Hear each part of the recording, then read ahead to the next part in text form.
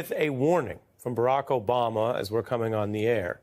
The former president, who's actually known for his efforts to often avoid commenting constantly and having a daily battle with Donald Trump, is now speaking about what he refers to as the current government's autocratic tactics, the need to defend democracy, and the cost and risks that some elite Democrats may have to be willing to bear. So this is pretty interesting, newsy. These are photos here, brand new from an appearance he just made.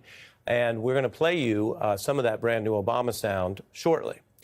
The context, of course, is the escalating power grabs, the abuses, the efforts by President Trump to normalize a different way of patrolling and policing and using force in America, and concurrently trying to grind down dissent. Even as dissent is hitting some of its highest levels in decades. You have to go back to the marches against the Iraq War to find anything like this. 5 million people across our country protesting in unity on one big overwhelming issue. It wasn't just against Trump's tariffs. It wasn't against a specific thing he said or did.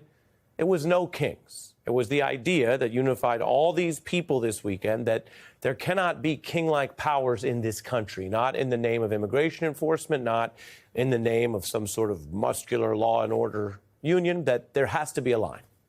Against that backdrop, Trump is continuing to press forward this week, activating another 2,000 National Guard troops to L.A.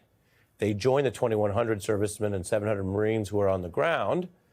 And that is notable because this does not appear to be a fact-based or security-oriented decision, because there's mostly calm in the streets. The original incidents that this was supposed to patrol are now over a week and a half ago. The curfew has actually been lifted in the relatively small area, about 4 to 5 blocks around that federal building where the original protests unfolded. The governor, who's closer to these issues than the president, who's busy with foreign policy and 50 different states to think about, the governor says he objects that the troops are now twiddling their thumbs for Trump's political theater.